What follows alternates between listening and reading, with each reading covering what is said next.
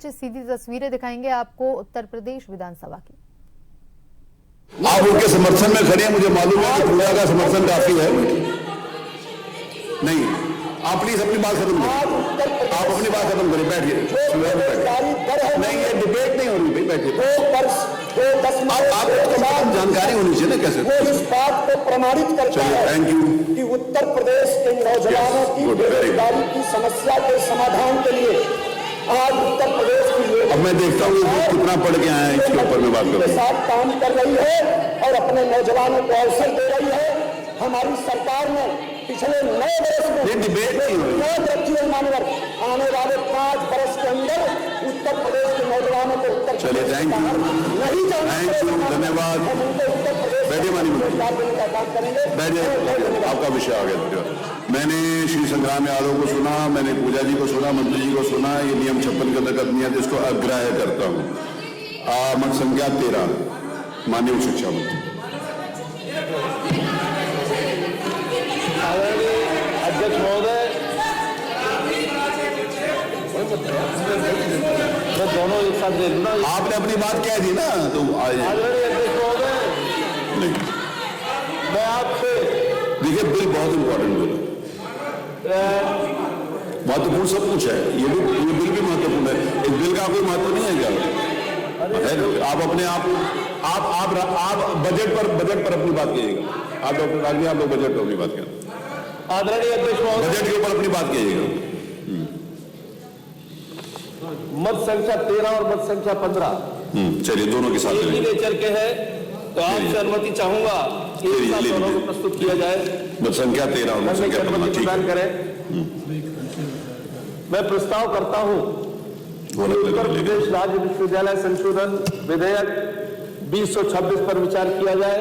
इसी प्रकार 15वां मैं प्रस्ताव करता हूं, आपकी अनुज्ञा से प्रस्ताव करता हूं कि उत्तर प्रदेश राज्य विश्वविद्यालय विधिन ब्रैकेट द्वितीय संशोधन विधेयक 2026 पर विचार किया जाए। आदरणीय महोदय, इस देश में एक महान विचारक, चिंतक पंडित दीनदयाल जी उपाध्याय हुए हैं,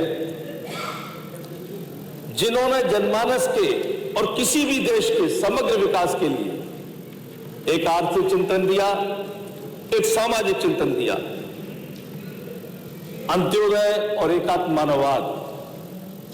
और इन दोनों चिंतन, दर्शन, फिलॉसफी और फलसफे के कारण विश्व की राजनीति में, विश्व में एक नया परिवर्तन आया, नई सोच उत्पन्न हुई और नई दिशा मिली, नवीन चेतना जागृत हुई। और उक्त दर्शन के अनुपालन के लिए उन्होंने राजनीति को भी मार्गदर्शित किया और राजनेताओं को भी मार्गदर्शित किया। उन्होंने कहा कि राजनीति सेवा का सबसे सशक्त माध्यम है। सेवा वो जो परिवर्तन की वाहक बने, और सेवा वो जो परिवर्तन की वाहक बने और परिवर्तन वो जनहित का वाहक बने। आज उसी के अंतर्गत उत्तर प्रदेश और केंद्र की दोनों सरकारें काम कर रही हैं। कोई भी क्षेत्र हो, अभी हम बजट देख लें, दोनों केंद्र का बजट और उत्तर प्रदेश सरकार का बजट, उस फिलॉसफी पर, इस दर्शन पर उन्होंने जो अपने कार्यकलाप और राजनीतिक गतिविधियां की हैं, उसका स्पष्ट प्रभाव, सकारात्मक प्रभाव जनता में दिखाई देता है और प्रशासनिक गतिविधियों में दिखाई देता है। मान्यवर, अंत्योदय को परिभाषित करते हुए उन्होंने लिखा था कि कोई भी देश तब तक तरक्की नहीं कर सकता जब तक अंतिम पायदान पर बैठे व्यक्ति के हित में कार्यक्रम ना बनाए, उनके नीतियां ना बनाए या उनके लिए कोई योजना ना लाए। उत्तर प्रदेश की सरकार और केंद्र सरकार इसी का अनुपालन कर रही है, इसी फिलसफे पर कार्य कर रही है और इसी राजनीतिक मार्गदर्शन पर चल रही है। उच्च शिक्षा भी इससे अछूती नहीं रही है। मान्यवर, उच्च शिक्षा भी इसी परिधि में काम कर रही है, क्योंकि 2017 से पहले जब उच्च शिक्षा की कोई क्या स्थिति थी, ग्रामीण क्षेत्र हो,